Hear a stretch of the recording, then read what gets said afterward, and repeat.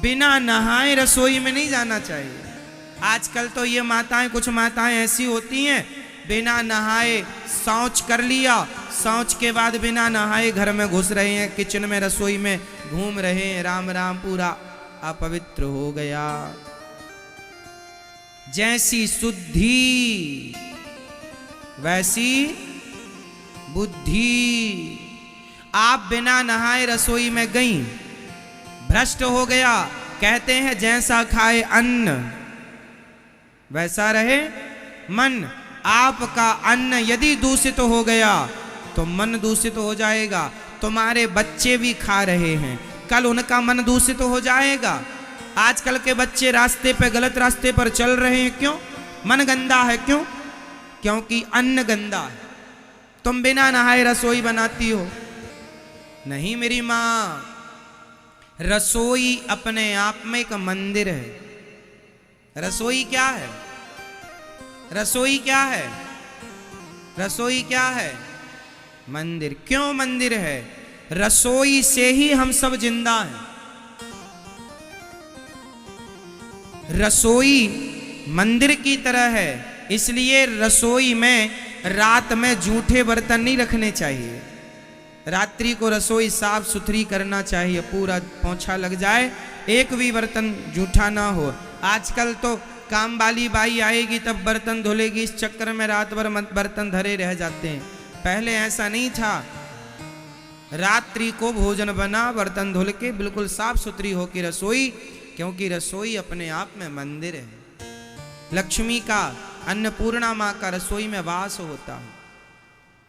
तो रसोई में आप शौच करके आए हैं और घुस गए। यहां तक कि आपके बच्चे, आपके पति, आप सभी लोग गृहस्थी ध्यान दो, आप सब लोग लघु शंका जाया करो तो 4 कुल्ला किया करो, हाथ मुंह धोला करो, तब शुद्धि होती है। आप लघु शंका गए और हाथ मुंह नहीं धोला तो आप अशुद्ध हैं। और शौच करने के बाद तो नहाना चाहिए। पूरा ना नहाओ तो अर्ध स्नान कर लो, कपड़े गीले कर लो वो सारे जो पहनकर शौच के लिए गए थे, है ना, और फिर शुद्ध होके फिर रसोई में जाओ। बच्चों को भी यही संस्कार दो, क्योंकि आज अशुद्धि का बहुत, अशुद्धि के कारण बुद्धि बिगड़ गई। पहले के लोग बड़ा ध्यान रखते थे इस बात का, इसलिए पहले बलात्कार जैसी घटनाएं कहीं नहीं सुनने को। आज के 50 साल पहले कोई बलात्कार जैसा शब्द ही नहीं जानता था। क्यों जी? पहले के लोग नहीं जानते थे कि ये लड़का लड़की का क्या। आजकल तो ये लोग लड़का लड़की अपनी नजरों से बातें कर लेते हैं, इतने एडवांस हो गए हैं। पहले इतना एडवांस नहीं था जमाना। पहले विचारों की शुद्धि ज्यादा थी। पहले लोग विचार से शुद्ध थे। पहले गांव की लड़की चाहे दिन में जाए रात्रि को जाए सुरक्षित रहा करती थी। पहले की लड़की, पहले के लड़का ऐसे नहीं कि कोई जा रहा तो उसको छेड़ने लग जाए, है ना। पहले इतनी अशुद्धि नहीं थी विचारों की जितनी अशुद्धि आज है। क्यों आ गई अशुद्धि?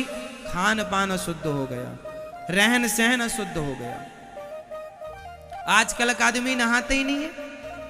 अब सर्दी आ गई, कुछ माताएं तो 4-4 दिन नहीं नहाएंगी, 4-4 दिन के लिए बम।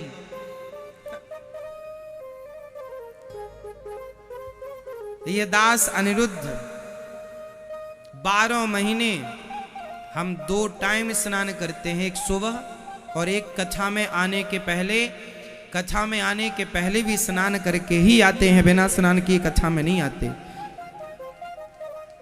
इसलिए क्योंकि सब लोगों को स्पर्श करते रहते हैं दिन में, आप लोगों से मिलना मिलाना होता रहता है। तो कथा में आने के लिए, क्योंकि हम अशुद्धि में कथा सुनाएंगे तो हमारे विचार अशुद्ध हो जाएंगे। हमारे विचारों में वो अशुद्धि प्रवेश कर सकती है। हमारे विचार, हमारे थॉट, हमारी बुद्धि अशुद्ध ना हो जाए, इसलिए शुद्धि का ख्याल रखना होता। अब कुछ लोग मानते हैं, इससे क्या फर्क पड़ता? पड़ता है, मानो मत मानो, प्रभाव पड़ता है। गंदगी जहां होगी वहां मच्छर होंगे।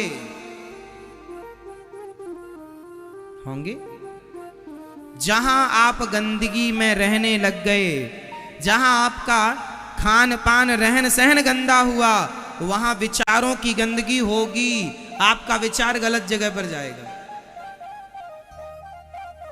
बोलो हाँ या ना। और आप सवेरे जल्दी नहाते हैं, पूजा पाठ कर लेते हैं, तो आप दिन भर के लिए पॉजिटिविटी से भर जाते हैं, अच्छे विचारों से भर जाते हैं। ये बातें बच्चों को बताया करो। तुम्हारे बच्चे 10 बजे सो के उठते हैं, कुछ भी खा लेते हैं जो मन में आया ना, खान पान रहन सहन। तो आज से कितनी हमारी माँ बहन बेटी भाई बुजुर्ग ज्यादा बूढ़ा हो गया है, तो आप भले ना नहाओ, हाथ पांव धुल लो, बूढ़ा बहुत ज्यादा हो गया, उनके लिए दोष नहीं है, बच्चे बूढ़ों को दोष नहीं है। पर बच्चे बड़े हो गए, 10-12 साल के बच्चे हो गए, तो फिर उनको नहवाया करो। जब तुम शौच करने गए थे, चलो नहा के आओ। 10-12 साल के बच्चों से नियम चालू कर लो। समझदार हो गए हैं बच्चे, अब चलो नहाओ। ठीक है मेरी माँ। तो आज से कितने लोग शुद्धि का ध्यान रखेंगे? बिना नहाए रसोई में, अब कुछ माताएं बच्चों को बिना नहाए टिफिन बना देती हैं। अब सवेरे जल्दी बच्चा जाता, महाराज जी 7 बजे गाड़ी आ जाती है। अब सवेरे बच्चे को आप 7 बजे, तो आप जल्दी उठ लो ना मेरी माँ, थोड़ा जल्दी सो जाया करो, 9 बजे सो जाया करो, 10 बजे सो जाया करो, और 5 बजे 5:30 बजे जाग जाओ। जाग जाओगी तो जल्दी नहा लो, और नहा के फिर रसोई में जाओ, बच्चे के लिए जो भी रोटी पूड़ी बनाती हो उसका टिफिन बनाओ, और बना के पहले भगवान जी का भोग लगाओ, और भोग लगा के फिर टिफिन में बच्चों के लिए प्रसाद रखा करो। वो प्रसाद खाएंगे तो ज्यादा अच्छा हो। थोड़ी थोड़ी तो देखो बदलना पड़ेगा आचार विचार, रहन सहन। अब वो कुछ भी चला आ रहा है, बिना नहाए जाकर बच्चों का टिफिन बना दिया, फिर मम्मी जाके सो गई, फिर उठी मैडम 10 बजे, तो 10 बजे उठी और 10 बजे उठ के पहले भोजन बनाया, फिर खाया, फिर जाके नहाई मैडम। ऐसा चल रहा है। अब तुम्हारे हाथ का कोई साधु पानी पी लेगा ना, उसकी भी बुद्धि भ्रष्ट हो जाएगी।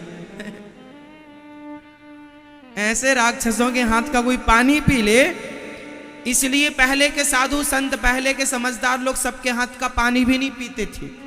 जात पात से लेना देना नहीं है, आचार विचार का लेना देना है। आपके आचार विचार गंदे हैं, रहन सहन खान पान गंदा है, तो हम आपकी संगति करेंगे, आपका पानी पिएंगे, आपकी रोटी खाएंगे, तो आपके गुण हम में आएंगे। इसलिए सबके यहाँ लोग खाते नहीं थे, सबके हाथ का पानी नहीं पीते थे। पहले तो पानी भी सबके हाथ का नहीं पीते थे। क्यों? तो पूजा करता है। तेरे गले में तुलसी की माला है, तुलसी की माला होगी तो तेरे पूजा करने वाला मान के तेरे हाथ का पानी पिएंगे। तेरे गले में कंठी नहीं है, तेरे गले में तुलसी की माला नहीं है, तू संध्या वंदन नहीं करता, तू पूजा पाठ नहीं करता, तू भगवान में श्रद्धा नहीं रखता, तेरे हाथ का पानी नहीं पिएंगे, क्योंकि तेरे अंदर भगवान में अश्रद्धा है। क्या है? अश्रद्धा। तेरे अंदर भगवान के प्रति अश्रद्धा है, और हम भी कहीं तेरा पानी पी गए, हमारे अंदर भी कहीं अश्रद्धा ना जाग जाए, इसलिए नहीं, हम तेरे हाथ का नहीं पिएंगे। इसलिए पानी पीना, पहले के लोग सबके हाथ का खाना पीना नहीं खाते थे। और आजकल तो सबका खा रहे हैं, है ना। यहां जातवाद से लेना देना नहीं है। आप मोची के घर की भी रोटियां खा सकते हैं, पर वो मोची रैदास जैसा भक्त होए तो उसके घर की रोटियां खाई जा सकती हैं। भक्ति है आपके अंदर तो भक्तों की रोटियां खाई जा सकती हैं। और यदि आचरण से गिर गया ब्राह्मण शराब पीने लगा हो, ब्राह्मण मांस खाने लगा हो, तो ऐसे ब्राह्मण के घर का भी पानी नहीं पीना चाहिए, भले ब्राह्मण हो आप। समझ रहे हैं आप लोग? आचार विचार का पालन सबको करना चाहिए, चाहे ब्राह्मण हो, क्षत्रिय हो, वैश्य हो, शूद्र हो। ये मतलब नहीं कि तुम ब्राह्मण हो और तुम मांस खा रहे हो, शराब पी रहे हो, और तुम कहो कि हमारे घर खाओ नहीं, तुम भले ब्राह्मण हो पर तुम आचारहीन हो, इसलिए तुम्हारे घर नहीं। आचारहीन ब्राह्मण भी पूज्य नहीं है। ठीक है मेरी मां, क्षत्रिय भी आचारहीन है तो वह पूज्य नहीं है, वैश्य भी आचारहीन है, पूज्य नहीं है, शूद्र भी आचारहीन है, पूज्य नहीं है, और आचारवान है, आचार विचार आपके अंदर है, आप नियम का पालन करते हैं, नहाकर रसोई बनाकर भोग लगाकर भोजन करते हैं, ईमानदारी से जीवन गुजारते हैं, ईमानदारी की रोटियां खाते हैं, भक्ति करते हैं, तो आप मोची भी हैं, तो कोई फर्क नहीं पड़ता, आप उसकी रोटियां खा सकते हैं यदि उसके अंदर भगवत प्रेम है तो। क्योंकि भक्ति सबको शुद्ध करती है, भक्ति सबको शुद्ध करती है।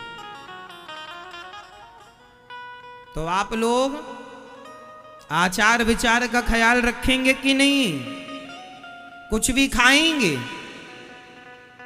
हाँ नहीं मेरी मां, हमारी माताएं चप्पल पहन के रसोई में भोजन बनाती हैं। देखो इतनी सुख सुविधाओं का ना लोग मिसयूज करने लग गए। जितनी सुविधाएं मिल गई ना उतना मिसयूज। चप्पल तो चप्पल ही होती है, क्यों चप्पल। अब आप कहेंगे महाराज जी आपको चप्पल से क्या प्रॉब्लम हो गई? ना हमें नहीं है, मैं इसका साइंटिफिक रीजन समझा सकता हूं। साइंस, चप्पल पहनने से कितना बड़ा नुकसान होता है इसका मैं साइंटिफिक कारण बताता हूं, साइंस से जुड़ा हुआ, विज्ञान से जुड़ा हुआ। सुनो, आप फेस का तार पकड़ लो, फेस का, यदि आपने चप्पल पहनकर तार पकड़ लिया है तो आपको करंट नहीं लगेगा। बोलो हाँ या ना। आप बिजली का तार फेस वाला आप चप्पल पहन के पकड़ लेंगे तो आपको करंट नहीं लगेगा। बताओ क्यों नहीं लगेगा? उत्तर दो फटाफट, जोर से। क्योंकि आपने चप्पल पहन रखी है। तो चप्पल पहनने से क्या हुआ? जो पृथ्वी से हमें अर्थ मिल रहा था वह अर्थ कट गया, इसलिए चप्पल पहनकर हमने फेस पकड़ा तो करंट नहीं लगा। लेकिन चप्पल उतार कर यदि आप फेस का तार पकड़ लेंगे तो मर जाएंगे अर्थ, और फेस मिल जाएगा, मर जाएंगे। आप इस बात को मानिए कि चप्पल पहनने से जो पृथ्वी से अर्थ मिल रहा था वह कट गया। उसी प्रकार जब माँ भोजन बनाती है तो नंगे पांव बनाती है, तो पृथ्वी से कोई ना कोई पॉजिटिव एनर्जी है जो माँ के हाथों से होते हुए उस भोजन में प्रवेश करती है, जिसे अर्थ कहते हैं। वो चप्पल पहनने से वो एनर्जी कट हो जाती है। तो आपका भोजन वह शक्ति प्रदान नहीं करता जो शक्ति करनी चाहिए थी। आप मान रहे हैं इस बात को? अर्थ तो कट गया ना चप्पल पहनने से, भाई करंट नहीं लगा ना आपको, तो साइंटिफिक समझ रहे हैं आप लोग। इसलिए चप्पल नहीं, आप वहां पर कुछ फट्टी बिछा लीजिए, चटाई बिछा लीजिए, दरी बिछा लीजिए। यदि आपको टाइल ठंडी लग रही है, टाइल फर्श ठंडा लग रहा है, चप्पल के अतिरिक्त भी ऑप्शन है। आपके पांव में कोई दर्द है तो आप वहां कुछ बिछा लो भैया, मोटा गद्देदार बिछा लो, पर चप्पल मत पहनो। क्योंकि कपड़े से वो कनेक्टिविटी कट नहीं होती, कपड़े से कनेक्टिविटी कट नहीं होती, पर प्लास्टिक से कनेक्टिविटी, चप्पल जिस पदार्थ की बनती है वो कट कर देता। क्योंकि प्लास्टिक तो तार में भी चढ़ा होता है, वो चप्पल लगभग प्लास्टिक की ही होती है, कुछ और चीज होती होगी उसमें, मैं उस पर नहीं जाता, पर चप्पल रबर होती है एक प्रकार की, और रबर एक प्रकार का प्लास्टिक ही है, वो अलग प्रकार का। चलो आप समझ रहे हैं? तो कितने लोग समझ गए साइंस को? इसलिए रसोई में चप्पल का प्रवेश वर्जित रखना चाहिए। भोजन में इनडायरेक्ट एनर्जी जाती है जमीन से होती हुई। बोलो हाँ, आप मान रहे हैं इस बात को? कितने लोग मान रहे हैं? सब मानेंगे। इसलिए आज से आप लोग भोजन बनाएंगे नहाकर। कितने लोग नहाकर बनाएंगे? बच्चों का टिफिन बनाएंगे तो पहले भगवान जी का भोग लगाएंगे बिना। बच्चों को प्रसाद खवाने की आदत बनाओ, बुद्धि भ्रष्ट हो जाएगी। तुम्हारी इसी हरकत के कारण तुम्हारे बच्चे बिगड़ गए। जो तुम कहती हो ना हमारा बच्चा बिगड़ गया, उसको बिगाड़ने में तुम्हारी यही लापरवाही है खान पान की।